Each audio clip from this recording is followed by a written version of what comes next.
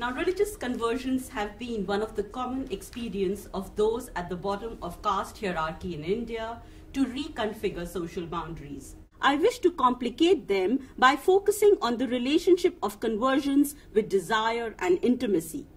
Even while mimicking certain values, Dalits often molded conversions to their needs and desires, and even at times used them to subvert those very norms they were supposed to ape.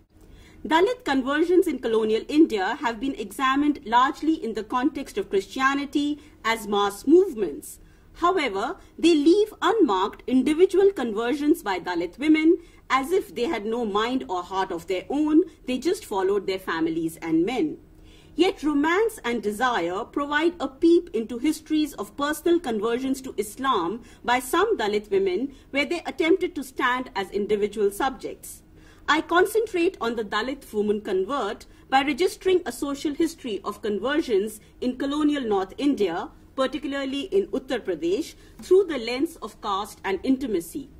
I explore conversions as acts which embody desires and were accounts of stubborn materialities and trace how conversions produced everyday violence framed around Dalit women. These were enmeshed in a particular politics of colonial order on the one hand and of incitement on the other, where there was both a representational heightening and an erasure of Dalit female desire. Through this context of overwriting and silencing of Dalit female subjectivity, I also implicitly attempt to recover in part Dalit female aspiration. To an extent, conversions by Dalit women was an affair of desire which aided the transformative politics of religious rights. In this background, I attempt to read representations of Dalit women's conversions through a gendered lens. First, the links between conversions, Christianity, clothes, and cartoons. Conversion to Christianity had particular implications for Dalit women as it brought to the fore questions of the body per se vis-a-vis caste. Clothing hierarchically distinguished women. Dalit women had to endure humiliating dress restrictions, marking their bodies as inferior and sexually promiscuous. Amongst the sweepers of Lucknow, women could not wear the bodice, gold ornaments, or a nose ring. Conversion to Christianity was a declaration of an altered relationship with the world through a transformed disposition of caste-marked bodies. In the early 20th century, cartoons depicting the crisis of conversions through clothing entered the Hindi print public sphere in UP, putting on display the perceived insecurities of caste and reformist Hindus. Cartoons published in Chand and Arya Samaj publications, and many of them compiled in Vyang Chitravali, which was a collection of cartoons, usually depicted two outcast women or men together, of which one had converted to Christianity. Even while lamenting conversions, they could not help but acknowledge the change in stature that it brought about in Dalits. One cartoon visualized the converted outcast woman walking ahead royally, carrying an umbrella, a purse, wearing a hat, skirt, and a high-heeled shoes, reflecting an elevated status. The unconverted woman walked behind, head bent, barefooted, carrying the child of the converted Dalit woman. Another had the Christian Dalit woman carefully sitting on a chair, looking down while the untouchable took care of her dog, looking up. Yet another lamented the loss, showing the converted woman again in shoes, hats, and umbrella. These banal popular communications are pivotal documents in conceiving the anxieties of Hindu reformers while also offering a counter-politics of sartorial desire. These representations encompass the everyday life of Dalits at home and on the streets. The rhetoric of such caricaturing was meant to manufacture Hindu public opinion against conversions and warn the caste Hindus not to treat Dalits badly.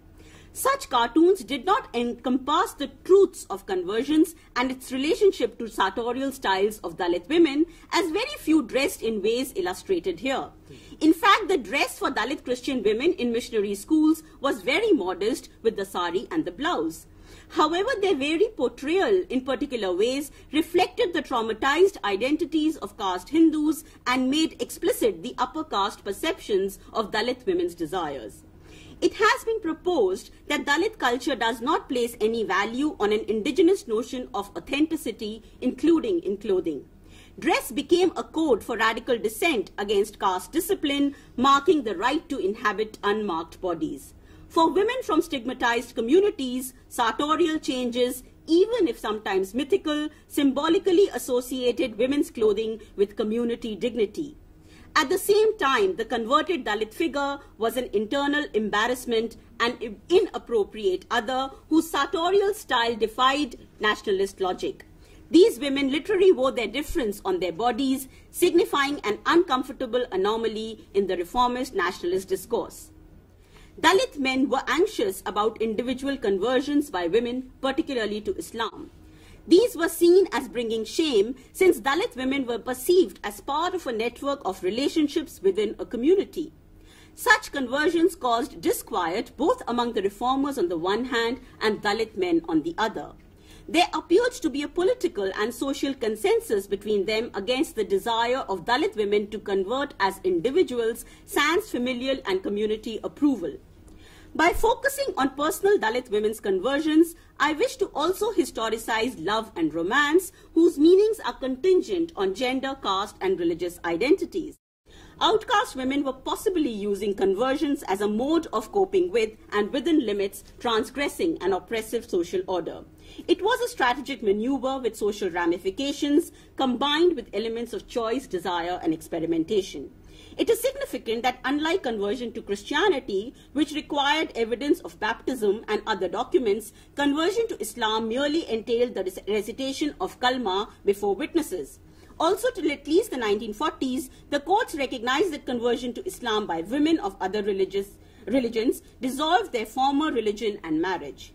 This moment of transition may have been perceived by Dalit women as providing some leverage in negotiating familial, caste and religious power relations, if only partially and temporarily.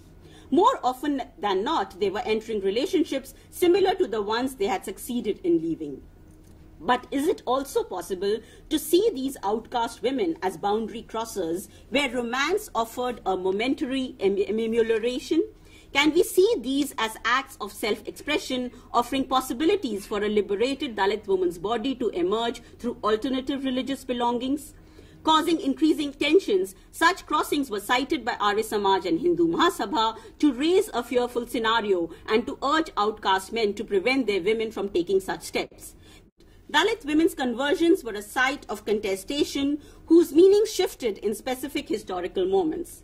Intertwining conversions with desires of clothing and loves gives it more intimate meanings, while also bringing them in the public sphere. Social signifiers of caste and religion tied together with perceived illegitimacy of desire to produce interlocking set of power relations.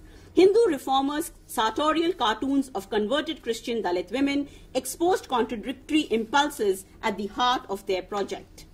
However, clothing also became a performative tool for Dalits to adorn dignity and wear themselves into colonial modernity. Dalit women's individual conversions to Islam evoked a different response. While promoting caste endogamy, upper caste Hindus were troubled with fantasies about possible relations between lower caste women and Hindu men. There was a complex relationship between caste endogamy and community homogeneity. The contingency of community made the marking of difference slippery. The figure of the converted Dalit woman here helped in claims for wider unity by promoting an internal solidarity in heterogeneous surroundings. For Dalit men, conversions came to be constituted by values derived from specific moral visions and came to have shifting meanings. They had different norms when it came to mass conversions by community and individual conversions by Dalit women. It was applauded as representing larger good in one case and condemned as irrational in the other.